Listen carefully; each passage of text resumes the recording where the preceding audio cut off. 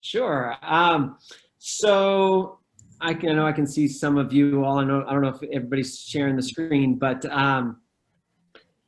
thank you. Thanks again for coming. What I'm going to do, I'll talk a bit about my book, but I'm also happy to talk about what's going on in the country right now, because that's on everybody's minds, of course, and I think that's a big reason why folks are interested in this kind of book. You know, books about race are being scooped up because people want to understand this moment in time. And actually, I've had more book talks in the last couple months than I had in the previous 2 years. I mean, it's just constant because people are talking about race again. They're looking at what's happening in the country, and they're worried, and they're trying to understand what's going on and trying to understand the roots of racial inequality. And that's really what we talk about, my co-author Derek Musgrove and I talk about in this book, Chocolate City. So I'll talk a bit about it. It is about DC, which is my hometown, and many of you may have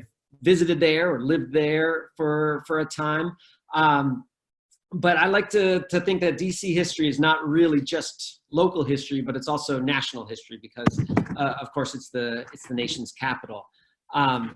And many people will wonder, well, why am I interested in writing about race in DC? And people often look at me and they're like, well, you're not Black. Why are you writing about writing about race? Which I always think is an interesting question, because in this country we tend to think of white people as sort of the standard normal. We don't have a race, right? We don't have a color. And if you want to talk about race, that's about Black people, and only Black people. That goes in the Black history section of the bookstore or whatever. And part of what Derek and I are trying to do in this book is to say, look, white people very much have a race, and race impacts them as much as it impacts Black people. And when it comes to Washington, it impacts where they live, how they vote, why they don't vote anymore, where they go to work, what schools they go to. It impacts everything, white people and Black people alike. And so, yes, white people do have a race, and yes, white people need to be interested in the history of race in this country, because it matters. One of the stories I often tell is about this guy Alexander Shepard. Alexander Shepard is he's memorialized all over DC. There's Shepard Park neighborhood, there's Shepard Elementary School, there's Shepard statue, there's all kinds of stuff for Alexander Shepard. He was a businessman in the 1850s and 60s, and became part of the city. He was elected to the Board of Aldermen when the Civil War broke out, and he was actually on the Board of Aldermen when Congress stepped in 1862 to emancipate Washington's enslaved people. Many people don't even realize that Washington was essentially a slave city from the beginning, and 25 to 30% of the population was enslaved at the founding of the city. And Congress stepped in 1862 and actually freed DC slaves before, this was 8-9 months before the Emancipation Proclamation. So it's early May 1862. The war's going on, and Alexander Shepard on the city council, he voted against emancipation. His vote didn't matter anything, because Congress had control of the city, and Congress can do what it wants to in DC, and it emancipated the slaves. And so 2 weeks later, Alexander Shepard says, well, we dealt with the slavery. I'm not happy about it, but the slaves are free. Okay, and then he says this. He says, I hope now that the discussion of the Negro question in this city is at an end, right? He was done. He was done talking about race. He was done talking about racial inequality. Congress had stepped in, had done its job, and now we move on. And for Alexander Shepard, moving on meant focusing on economic growth. He was a businessman. He was very interested in developing the city, and later on, he does so. But I tell that story because it's indicative of the way a lot of white people, white Americans, think about race. They think about it as a problem to be solved, and once it's done, once we do one thing, it's over. We don't want to deal with it anymore. We can kind of pack it up, put it away, and move on to more important things. And the fact of the matter, the fact of DC history and American history is that you just can't do that, right? Race is fundamental to who we are, and racial divisions are the fundamental fault line of DC history and American history. And you can't just pack it up and ignore it, because they will come back. Those questions will come back. For Alexander Shepard, emancipation, that was it. That was we were done with race. He was done 2 weeks after emancipation. For some people, it was Reconstruction. They said, okay, we helped Black people during Reconstruction. Now we're done. Let's move on. For other people, it was civil rights movement or electing Barack Obama. But white people are often trying to, quote unquote, get past race so that we can not see color anymore. And the truth is, we have color. It's all around us. And we've never fully confronted the issues of racial inequality in this country. And that's why they keep coming back over and over again, with Charlottesville and George Floyd and now Kenosha. And so we really need to reckon with this as a country and as white people really in this country to understand this history. So just to step back a little bit and talk a little bit about why we wrote this book and why I worked with Derek on this. I grew up in, much of my childhood was in DC. I went to public schools in DC, and in high school I was probably where about 20% of the school was white. So I was a racial minority there. I took DC history in 9th grade. It was required for all students. And it's interesting, I remember this, the very first day of class in DC history, and our teacher, older white woman, was passing out the textbooks for the DC history class. And it was supposed to be a semester-long class. And she passes out the books and she says, I just want to let you know, we're not going to spend much time on DC history. We're going to spend maybe 6 weeks or so on it. And then we're going to move on to world history, because that was supposed to be the next semester. She wanted to start that early and end DC history early. And she said this, and I remember this, 30 years, whatever later. She said, we're not going to spend much time on DC history because DC doesn't really have much history. And, I was just in 9th grade. I didn't really know much DC history at the time. I didn't know if she was right or wrong. But it stuck in me. It stuck in my head because it seems a little bit strange for a teacher to say something like that. And now as an adult, it's flabbergasting, right? I mean, can you imagine a teacher in Maine saying, oh, Maine history, it's not really all that important. We're going to scoot by it as quickly as possible because Maine doesn't really have much history. I mean, it's unfathomable, right? Because, here's a DC public school teacher telling DC public school students that their history doesn't matter. And so, here I am 30 years later, finally coming up with an answer in this book to say, no, you're wrong. DC does have a history. It's a long and rich and complicated history. And it's a history that's important, not just to folks in DC or with experience in DC, but really for the nation, because it is the nation's capital. And, I've lived a fair bit of my life now in Maine and other places outside of DC. And I've come to realize that DC really doesn't get the respect it deserves from the nation that it serves.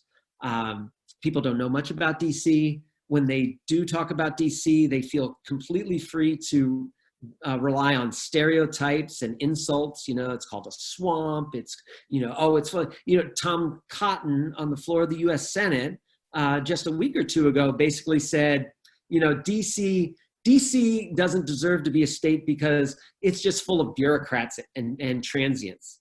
So, and he contrasted it to Wyoming, which is, like a rock rib, good American state. And, DC people are just essentially not worth the right, they're not worthy of the rights of American citizens. And of course, I grew up in DC. My mom was raised there and still lives there. My brother still lives there, right? I take offense to that because DC residents do deserve the right to vote. They do deserve the full rights of American citizens. And that's part of why Derek and I wrote this book was to give DC the respect that it deserves.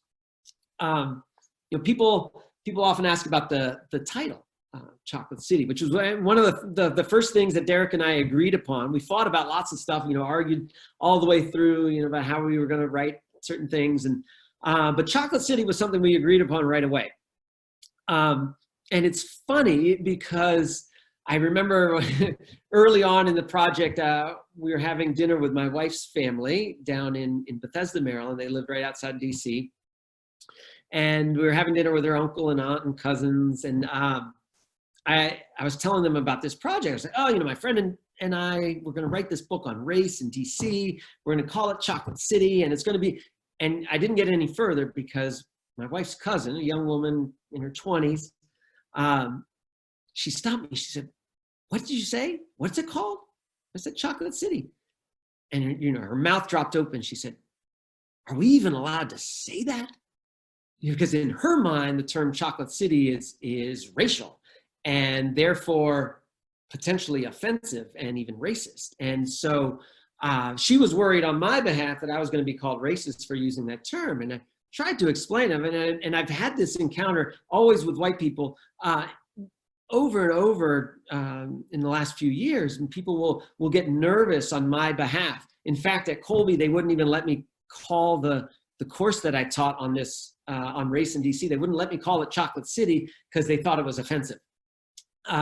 And I think it's interesting that something that is associated with Blackness is automatically considered offensive, whereas in DC, this term is very much seen as a term of pride and a term of joy and celebration. And it refers to the fact that DC was a Black majority. When I was growing up, the population is now, it's a plurality, Black plurality, no longer a majority. But certainly for half a century, the late 20th century, DC was a Black majority city and was very proudly Black. And that's where it earned the nickname. DC disc jockeys and local activists started calling the city Chocolate City because it was the first major American city to have a Black majority.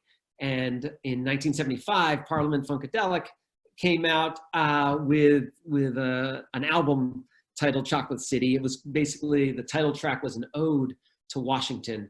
And the book title, the book cover for our book pays homage to the Parliament Funkadelic cover as well, with the color scheme and everything. Because they were celebrating the Blackness of DC. We, in our book, are also celebrating the racial history of DC. The problem for us as historians was that the quote-unquote Chocolate City period of the Black majority is really this half century starting in the late 20th century. But we wanted to write a history that goes all the way back, even before the founding of the city. And is it fair to call this whole book Chocolate City when there was only a Black majority for the last 50 years? And we decided to go with it because the presence of a large and active Black population is really the single most animating factor that runs throughout DC's history. Essentially, it's always been a chocolate city in the sense that race and the presence of a Black population has always been a central factor in the city's history.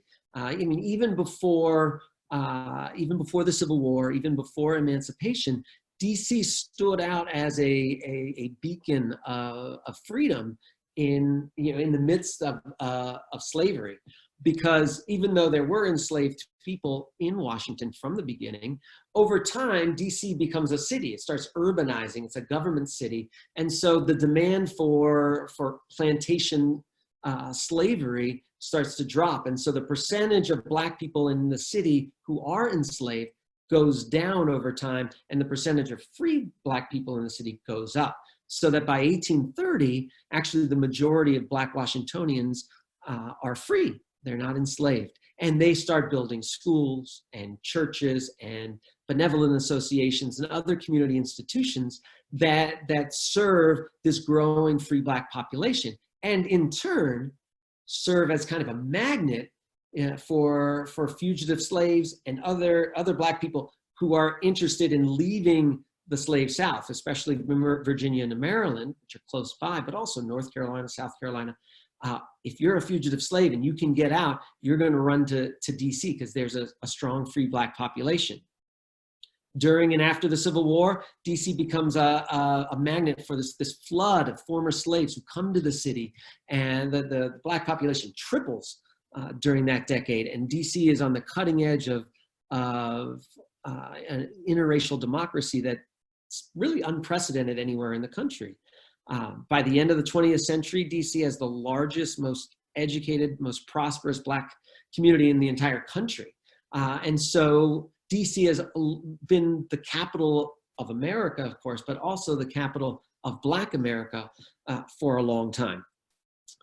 But of course, one question you all may have, you're here in the middle of Maine, why does this history matter to people outside the city? Who cares? You know, if you're not from DC, if you're not living there, who cares about DC?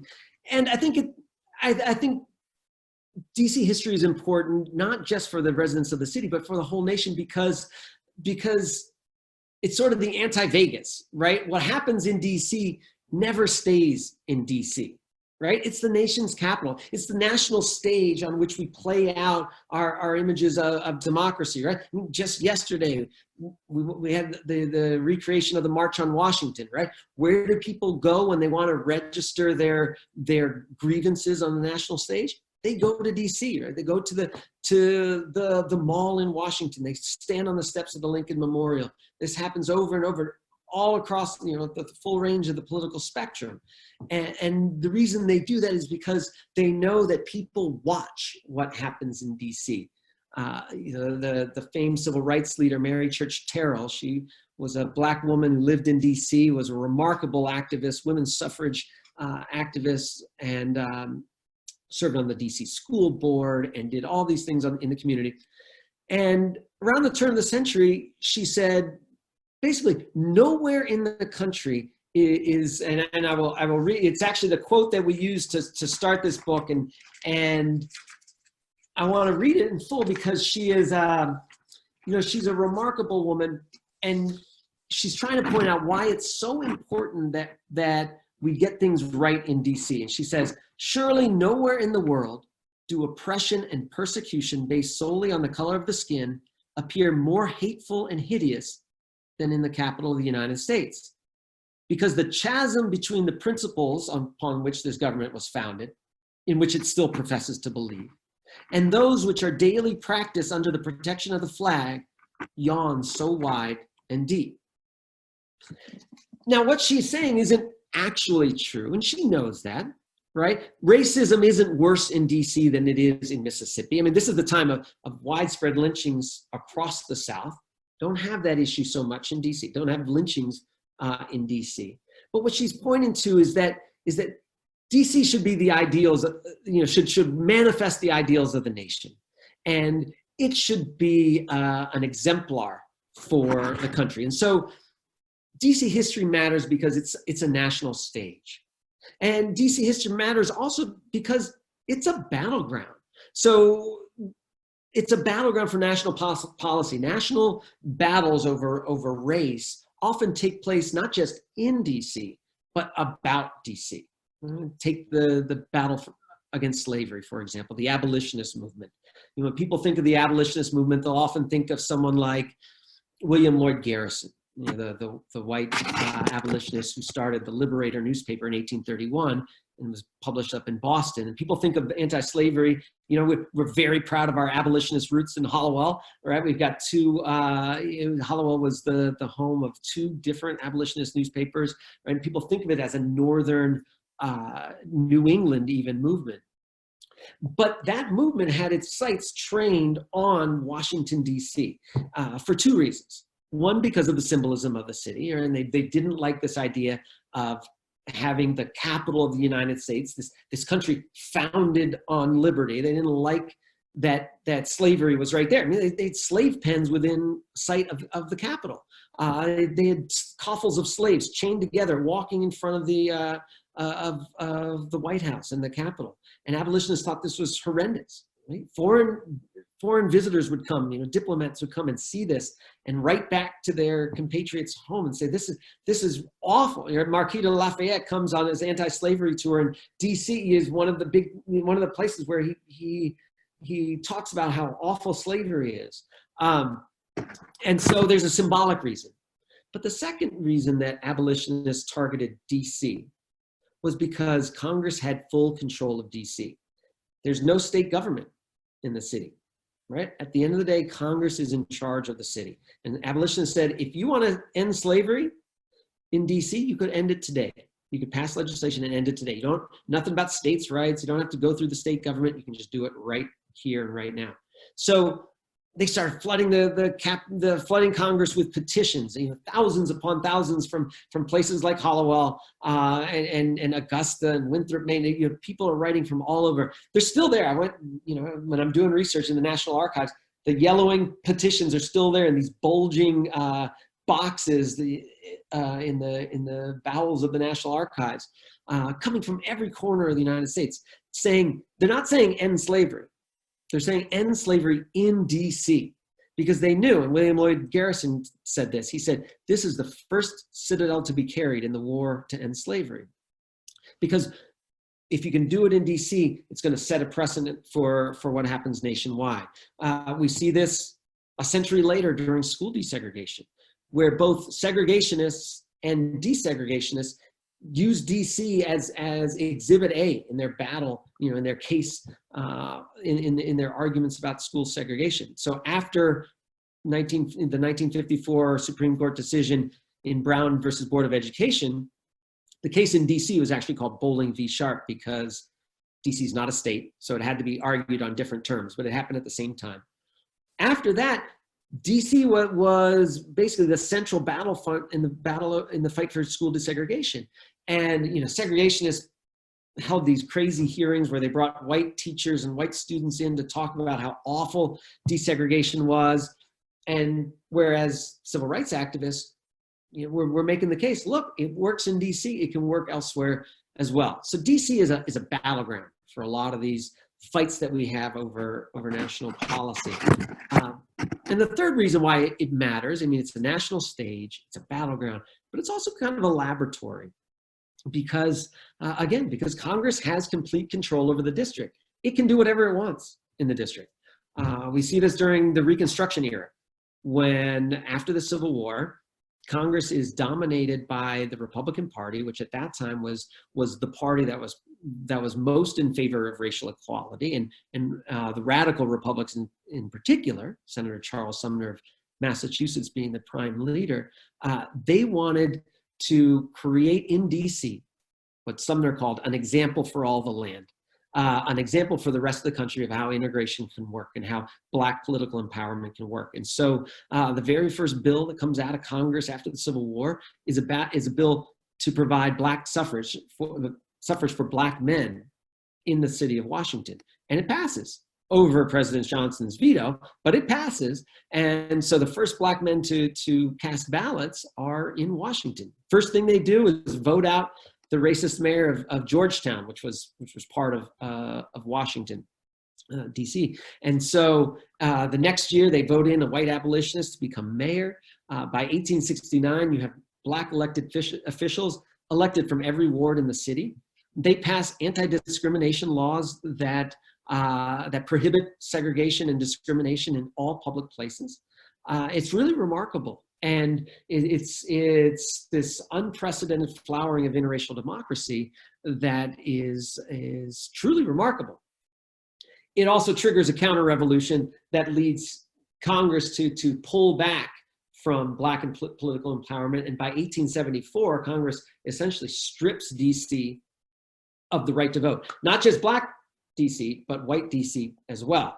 And it installs instead a government by commission. The 3 presidentially appointed commissioners who would be in charge of the city. And that held true for the next century. But again, going back to, well, why should other people care about DC? Because what happens in DC doesn't stay in DC. It's a stage, it's a battleground, and it's a laboratory. What happens during Reconstruction in DC, that model then gets implemented throughout the South. And by the mid 1870s, almost no Black people are allowed to vote in the South, except in pockets here and there, and as well as in North Carolina for a while. So the history of the city is really, to me, it's a fascinating history in and of itself, but it also has lessons for the rest of the country. So that's why I think it's certainly worth talking about and learning about and studying, because I think it offers lessons for the rest of the country. But what I'd really like to do, I'm sort of curious as to what you all might be interested in, either about the history of the city, Chocolate City, and the book itself, or about what's going on now. Because especially in Zoom, I feel like I'm just talking to myself here. So if I'd love to just open it up. If anybody has questions about the book or other issues about race and democracy that they may have, I'd love to talk about. So I'll open it up, Anne Marie. If folks have questions, or if you have questions, I'm happy to talk about it.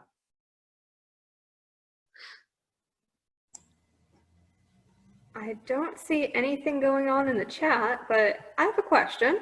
How did you pick a starting point for this book? So, when you're a historian, there are really basically two options you have. You can either go chronologically, like in time order, or thematically, and you'll see history books done both ways. It can be done, either way. And I tend to favor the chronological approach, in part because that's the way we live life, right? We live it chronologically, and so we don't know the end point. And so we wanted to tell the story in ways that show that at any given point in time, there are different options. There are different things that could happen. So the way it ends up happening isn't the only way that it could have turned out, right? So at any given point in time, there are different options, and we choose one way, and then that's what happens. But it's not inevitable. And I'll tell a story. One of my favorite stories from the book is the story about highways. And this is interesting because Hollowell has the same has a similar history here. Because from what I understand, there was a plan to basically level downtown so that I-95 could come right through and make things more convenient for travelers. Well, there's a similar history in DC. So in DC, highways in the 1950s, highways were like, that was the thing. Policymakers loved highways. The defense industry called for highways so that they would have places, in case of a Soviet invasion, there would be lots of places for aircraft to land throughout the country. The whole interstate highway system was a national defense initiative. Highways were synonymous with progress. And in Washington, after the Civil War, many policymakers, many leaders in Congress were worried about what they called blight, urban blight. A lot of white people, especially wealthier people, had moved out to the suburbs with federal subsidies that were for white people only. Basically the suburbs were segregated, so Black people were not allowed to move into these federally subsidized suburbs. And so what happens is the city itself becomes Blacker and poorer. And for many white policymakers, that was a big problem. And so they wanted to bring those white shoppers back in so that they could shop in the city and then make it easy for them to get back out to their suburbs. So they had this plan for DC, this whole network of huge highways, starting with there was a beltway. And those of you who've been to DC know that there's a beltway that's always clogged with traffic that circles around the outside of the city. That was just one part. There was going to be a larger beltway on the outside of that, and then an inner beltway that was going to be inside, going around the city, and then huge 10-lane highways that would connect outward into the suburbs. And this was all the rage, right? Policymakers liked it, city boosters loved it, developers liked it, Congress passed the appropriations for it, the money was there, and it was going to happen. It was inevitable. Everybody knew it. There was nothing you could do to stop it. And this is in the early 1960s. And so the plans the urban planners love this because this is when they get to do all their diagrams and charts and stuff. So these plans get published in the paper, and the paper lands on the lap of a little guy named Sammy Abbott.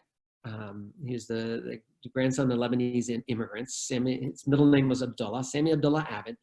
And he lives in a place called Tacoma Park, Maryland, which is right over the DC line.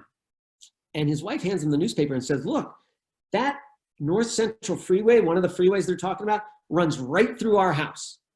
And they look at it and they're like, what are we going to do?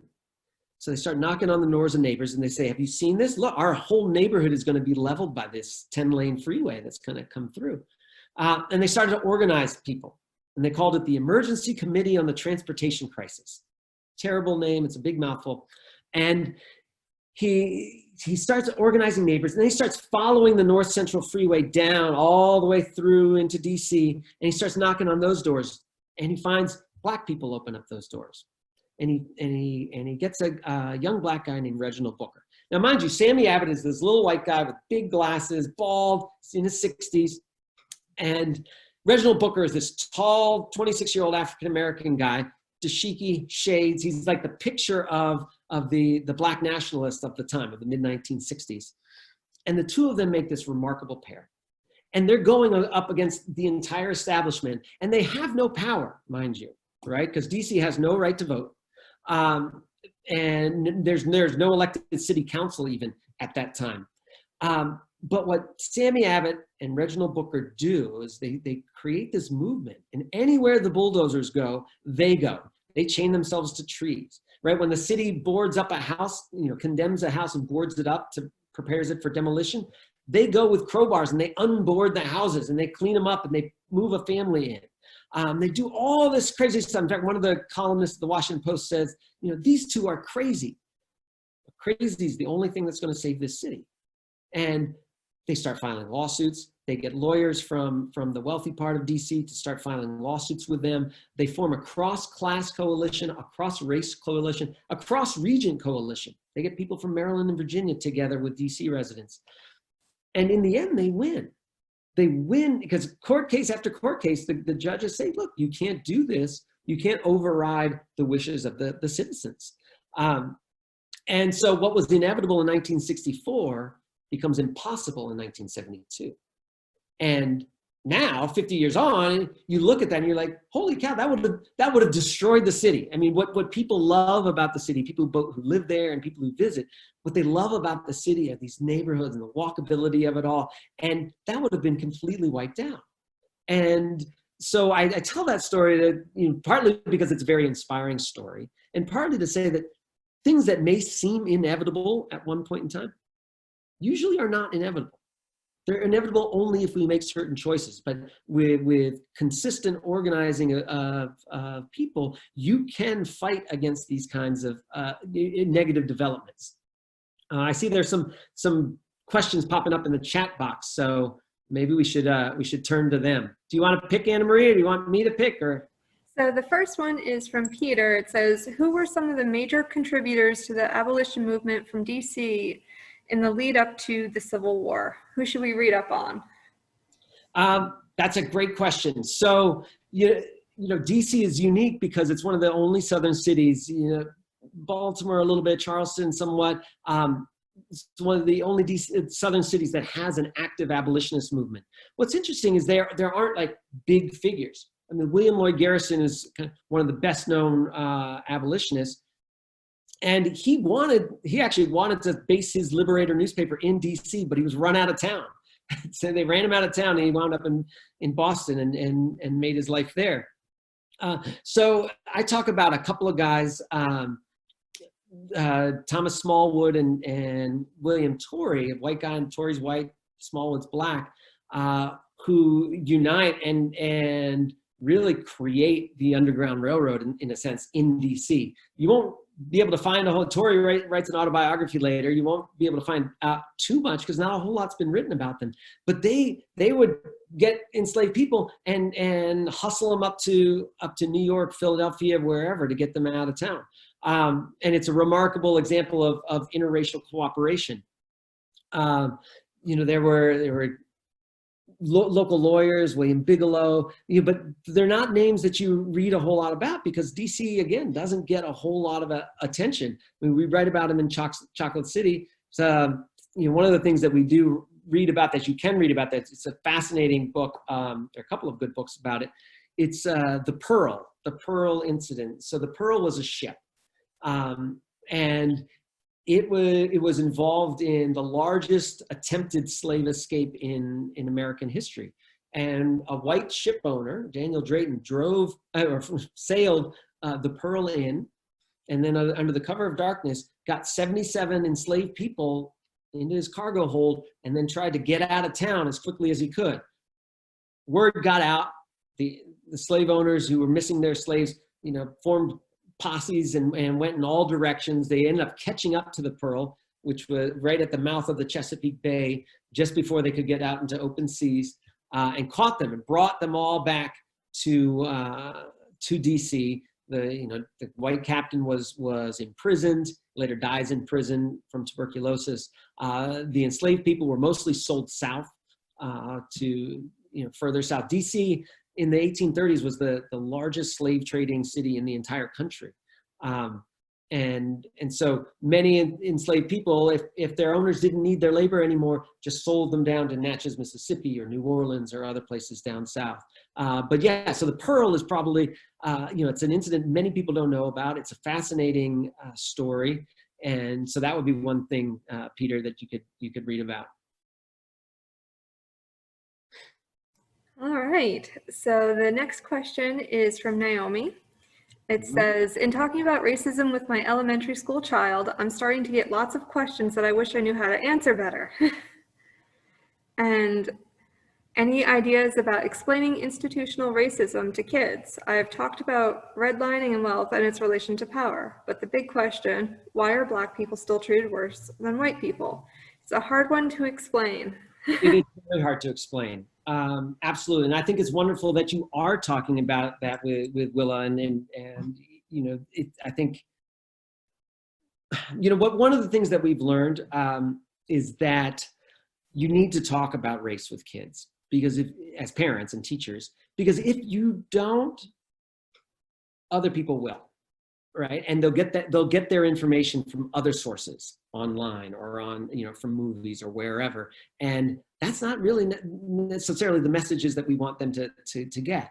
My parents were good white liberal parents of the 70s and 80s, right? They're very much egalitarian. They we had people from different cultures in our house all the time, but that generation thought that if you just didn't talk about race, then you would raise children who were colorblind, and that was the ideal, right? They wouldn't see color, and then they wouldn't be discriminatory, and everything would be all right.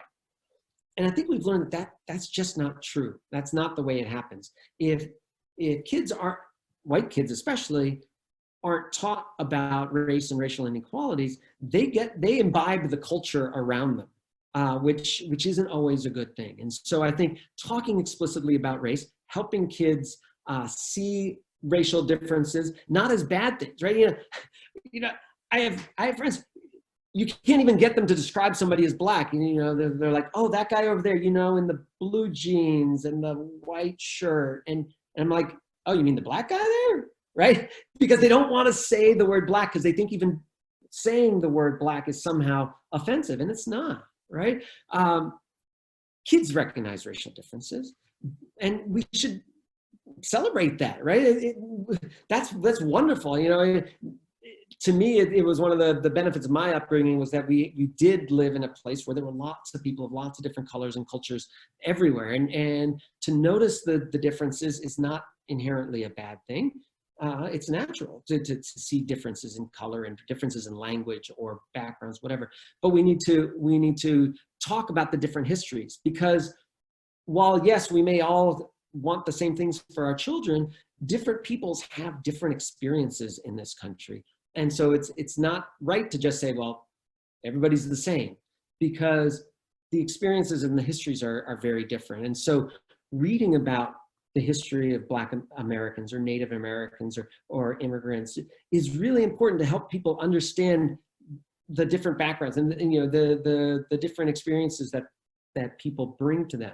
I mean, your question, Naomi, is really a great one, and there's no good answer, right? You can't explain racism. You can't explain what leads people to call, a guy who guns down people on the streets of Kenosha, Wisconsin, a hero, right? Which is what's happening right now.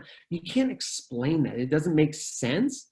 But what you can do is arm them with the understanding of history. To me, I'm a historian, so I'm biased. And so I think understanding that history gives people, kids and adults, a deeper sense of appreciation and respect for the different experiences, and to recognize where there are shared, points of common ground, but to also recognize points where there are very, my background is just so different from the background of other people, right? And I can recognize that and understand that I don't experience that, but I can understand it. And so I think reading about the different experiences, fiction books, historical fiction, nonfiction books, and not just about the heroes, the Rosa Parkses of the world, but also just regular people, in regular kinds of situations. I think the fact that you're talking about redlining with an elementary school kid is fantastic. I mean, it's light years ahead of where we were, a generation ago in terms of teaching kids about race. I know that doesn't answer your question, because there's no real good answer to why are Black people still treated worse than white people. That struggle goes on. All right, so I see another question about what books that we can recommend, and you're talking about different cultures and stuff like that. I know that we have many at the library here. I will get a list together and I'll post it to the website, where I'm going to be posting the recording to this Zoom meeting. I will say one thing about Hubbard. Hubbard is a teeny library, but you all have a great range of books that are available to the kids here. So thank you for doing that. And we just got one really great title. I don't remember it off the top of my head, but it was a couple weeks ago in our Facebook Storytime Live, and we try to make sure we incorporate some of the harder topics to cover. And picture books have a way of communicating some of those difficult topics. So another question from Jen. It says, do you see parallels between past movements and the Black Lives Matter right now? And are you hopeful that the country will make progress towards reform? As for the hopeful part, that depends on what day you're asking me. Sometimes I watch those videos that we've all been watching, and it's just stunning what's been happening. But we also got to realize that this has been happening the whole time. We're just seeing it. White people are seeing it in ways that we tend not to see it because people have phones, honestly. And so, for more than a century, Black people have been talking about police brutality and talking about what happens when they encounter the police. And they've been largely ignored because at bottom, white people don't believe them. And now it's harder and harder for white people to say it doesn't happen, because you have very vivid examples of police brutality. So it's harder to ignore now. And so it's not like, oh my gosh, things are so much worse now than they used to be. It's that we are seeing, white people, mainstream America is seeing a reality that they had ignored before. And so, things were awful in the past and have been awful in the past. And these movements have sprung up. Abolitionism, the civil rights movement, the anti-lynching movement before, the civil rights movement. These have been ongoing struggles focused on different aspects of racial inequality. And absolutely, there are lots of parallels. One of the parallels is that when the civil rights movement started, it was wildly unpopular among white Americans.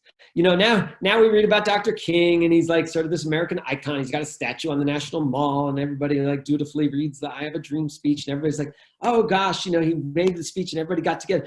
People forget how unpopular King was. He was terribly unpopular, especially in the early 1950s, in the mid 1950s, when he first came on stage with the Montgomery bus boycott. most white people hated that. They said, you're breaking the law.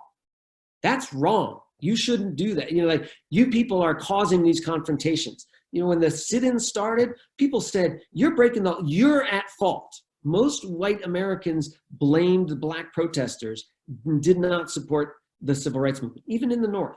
And people forget that now because King has become this hero in American history, but people forget how unpopular it was. And you see similarities, right? Look at Colin Kaepernick, right? 4 years ago, most white people thought he was this traitor, right? And he was blacklisted. He's still blacklisted. He can't get a job in his profession, right? Even though here's this Super Bowl winning quarterback who's much better than a lot of these jokers who are playing, and he can't get a job because of what he did, because he kneeled, right? And I always think it's funny because now people are like, well, if you just protested peacefully, I would support your movement. And that's just not true, right? Colin Kaepernick was protesting peacefully for years and was blacklisted. So Black Lives Matter was wildly unpopular in 2013, 14, 15, 16. And now it's kind of become much more embraced. Now corporate America is even saying Black Lives Matter. But so that's one parallel is that these confrontation, the confrontational protest movements are often scorned or rejected or criticized by mainstream white Americans because they're disruptive. And the civil rights movement was very, very disruptive and therefore very unpopular. One difference, though, is about the point about hope that you mentioned in the second part of your question, Jen. Because the civil rights movement in its early years, the Student Nonviolent Coordinating Committee and other protest groups, they were at heart very, very hopeful. Their idea was, if Americans could just see what was really going on in the Deep South, they would act to change it. And they appealed to national administrations, the Kennedy administration, especially the Johnson administration. I know John Kennedy is very popular in New England, but the truth of the matter is he did almost nothing for civil rights. All the civil rights progress that happened in this country happened on Lyndon Johnson's watch and because of Lyndon Johnson, including in Washington, D.C. I mean, Johnson pushed D.C. home rule further than any president before or since. That's as an aside. But the civil rights activists felt like they could push the federal government, and if they could get their message out, the federal government was going to act on their side, right? If they could just show the American people the injustice of what was happening in the South, then the federal government would come in on the side of the movement, and largely did. The Justice Department lawyers came down to monitor elections, and the activists were able to push the federal government because they hoped that once they did that, the government would act, and they were largely successful in that. The difference with Black Lives Matter, especially now, is that there's very little hope that they're going to get any response from the federal government. I think it's been very clear where the Trump administration stands on Black Lives Matter, and he calls them thugs. He said in his campaign they should be shot. These protesters. Back in the old days, he said they would have to be carried out on a stretcher if somebody tried to protest his rallies. And he's attacked Colin Kaepernick and any Black activist that dares to speak up. And so I don't think there's any hope that this administration is going to act. I think the hope is that a future administration that replaces this one will actually do something about it.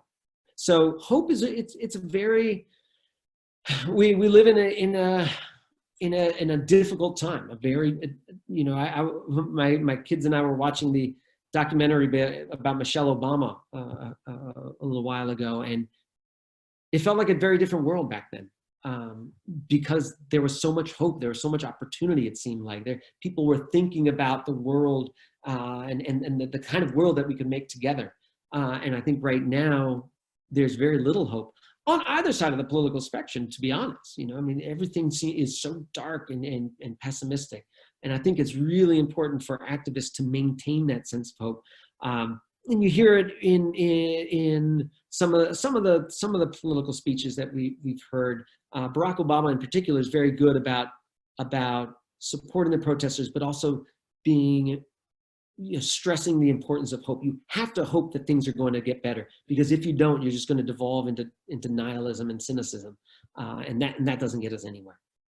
So yes, I am still hopeful, because at the end of the day, I do believe in America. I believe that this is a country that is unique in its ability to remake itself and to consistently push to create a more perfect union, as we talk about in the Constitution, and that we've never gotten there yet, and that we need to make America great at last, because it has not been that yet, but it can be, and it should be, and we have to work to make it so.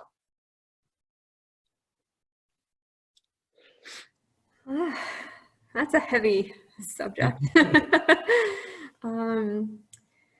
So there's a new question. It says, what do we know about the indigenous history of the DC area? So our first chapter starts in 1600 with the first encounters between white settlers, white explorers, and the Native Americans, Indians who were there. The Nakostan tribe lived on the shores of the Potomac, right where DC later would be founded. And we talk about these first interactions. I mean, when the first English explorer, John Smith, comes up the Potomac and encounters the Nakostan, he's very much a minority in a Native American world. And then over time, using trade primarily, the English are able to kind of exploit existing tensions among local tribes and sort of get them, so sort of make their way into this society. And then by the 1700s, mid 1700s, it's largely a white world, and the Nakostan and others are barely surviving within it.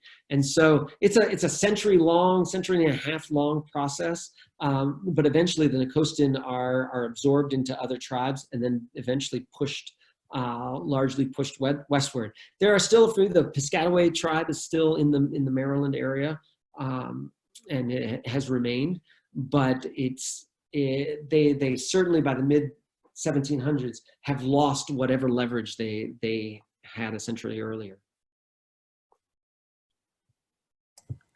All right, a new question. It says, this is from Kathy, how can we have a constructive conversation about race in central Maine? We know many people who drive by our Black Lives Matter signs and immediately say all lives matter and feel aggrieved. In response, I can say, if all lives matter, Breonna Taylor and George Floyd would be alive. But my response would not, sorry, it's a long comment. Yeah, I remember it. But my response would not bridge the divide. Besides voting this fall, we have to start changing hearts and minds here, I think. What can we do? Well, that's a great question. And Kathy, if you have the answer, please let everyone know, because we're all trying to figure this out. Honestly, we had at Temple Bethel, we had a conversation just the other night about precisely this. Like, how do we have these conversations, both within our families and our friends, but also with the people who disagree. I had a conversation with the sheriff of Kennebec County who pulled me over because he didn't like my Black Lives Matter sticker on the back of my car and lectured me about how all lives matter. And I wanted to say, hey, man, let's not have this on the side of the road while you're giving me a ticket. Can we, let's go have some coffee or something and talk this out, because I think we are living in different bubbles, and reading only things that reinforce what we already believe. And I like to think that there are spaces still in places like Hallowell or Kennebec County where we can have conversations. I coach soccer with people and softball. I coach with people who disagree with me on a lot of things. Maine is it's too small to be completely separated, and so I think there are opportunities to have those conversations. It's hard because when you put together a panel or some kind of event, you tend to attract the like-minded folks. And I think that sometimes it really is those individual conversations on the side of a soccer field or, while walking on the rail trail or what have you, that have more of an impact, as well as the lives we lead. I think part of the the fear is that when people see Black Lives Matter, a lot of those folks who are stealing signs and stuff, what they see is, they see folks looting buildings and burning police stations and that kind of stuff. And I think it's important for them to understand, it's like, look, we're regular people, right? We teach in the schools, or we serve on community boards, or we, we walk the dog in the neighborhood. Like, we're normal people. We're not these child trafficking Satanists that the conspiracy folks think we are. So having those conversations is really important, and it's often hard, right? It's difficult to have those conversations with people that and but I think those are really important. I do think that voting is critically important. There's always, for a long time, there's sort of been this sense that, voting is, it's not radical enough. And it is. I mean, it's really important to vote, but that's just the beginning, right? We have a long way to go to build this egalitarian future. And so voting is just the very, very first part of it, but it's a critical step. If we don't vote and if we don't get this particular administration out of office, then there's very little progress that I could foresee toward racial equality. All right, and I know there's a lot of great comments here, so if you want to take a peek, but there is one more question that I think we got to all the other actual questions. It says, this is from James. In 1970, I was in law school in DC. My recollection was that the department store called Hecht's Yep. had only recently allowed Blacks to shop there. Is that correct? It depends on your definition of recently. Hecht's was one of the targets of a boycott campaign, a picket campaign in the 1950s by the Committee for the Enforcement of the Anti-Discrimination Laws. Another one of these long titles. But what was interesting is that committee, that movement, it was post-World War II civil rights movement in DC. They used the laws from Reconstruction, these anti-discrimination laws that had been passed in the 1860s that had never been repealed. They were dropped from the books, so they weren't on the DC code, but they had never been repealed. And so they brought those laws back and they said, these laws need to be enforced. And they picketed Hecht's and other department stores in the area. And the case went all the way up to the Supreme Court. Mary Church Terrell was one of the plaintiffs, and they won.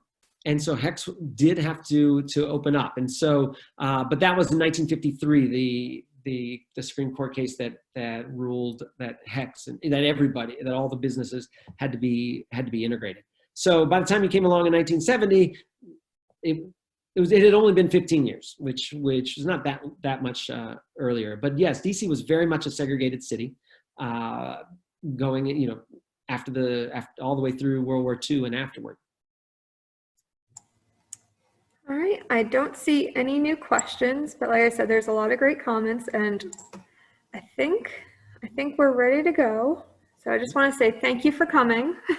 This has been a fantastic talk, and I look forward to having you back. Yeah, and to anybody, I love talking about this stuff. I write about it, I read about it. I deal with our kids. I'm always interested in talking about it. So if you want to just take a walk in Vaughan Woods or on the rail trail, I'm happy to talk about stuff. I'm by no means know everything, but I'm always interested in just talking about this stuff and getting ideas and learning from new people. So feel free to email me or call me or whatever and get in touch. And I'd love to talk more. All right, so thank you. And I just want to put a plug in that we're going to have other guest speakers on all different kinds of topics. And we also have our annual fund guest speaker series this fall, starting with Earl Shuttleworth. He's going to be talking about the treasures of the Hubbard Free Library. And I'm really looking forward to that because talking about history, the Hubbard itself has a lot of history here. So thanks, and we hope to see you soon. Yeah, we're very lucky to have you all, right in our neighborhood.